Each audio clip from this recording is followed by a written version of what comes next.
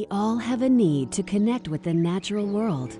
In our fast-paced, hyper-connected culture, the call of a bird or the sound of the wind in the trees has a positive restorative effect. As cities grew in size and population, a new profession arose to ensure that the relationship between humans and the rest of nature was not entirely lost. Large urban parks were designed, but in Europe, they were often reserved for the elite.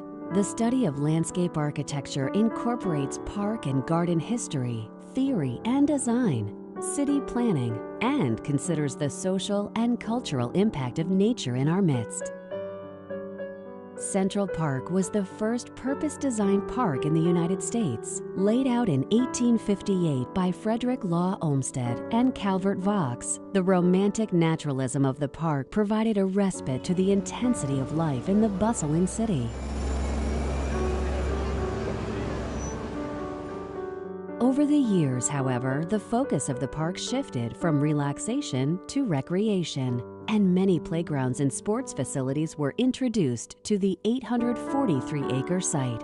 By the 1970s, maintenance of the park had slipped, graffiti covered the buildings, and instead of serving as the mark of a culturally mature city, Central Park was a symbol of the city's decline. The Central Park Conservancy was founded in 1980 to restore the park. The public-private partnership became a model not only in New York City, but around the world. The revitalization of Central Park, which began 35 years ago under the leadership of ElizabethBarlowRogers, played a leading role in New York City's own comeback, and it remains the jewel in the crown of the city's park system today.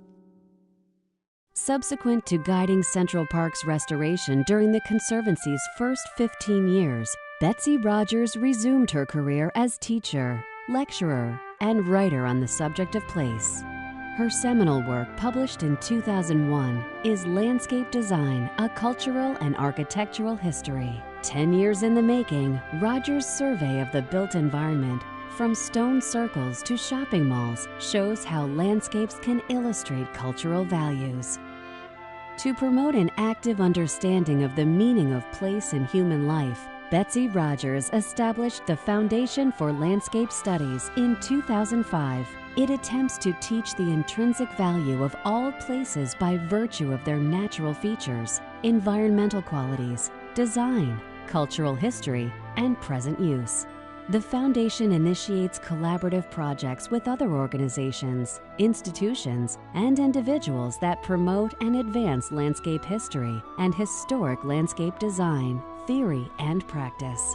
One of the great resources to emerge from the Foundation is the journal Sight Lines. Published biannually, the journal takes a broad view of the definition of landscape. It embraces park and garden history, theory and design, city planning, and the cultural interpretation of ordinary landscapes. The social life of landscapes is a significant part of its purview. Jane Jacobs argued that we are only beginning to understand that human culture and commerce are integral parts of the same natural system. But we need the landscape more than it needs us. Throughout her life, Betsy Rogers has championed the balance between change and continuity in landscapes and all cultural resources. Through her work with the Central Park Conservancy, her scholarly and popular publications, and by honoring the world's placemakers and placekeepers, Elizabeth Barlow Rogers now takes her place as a pillar of New York.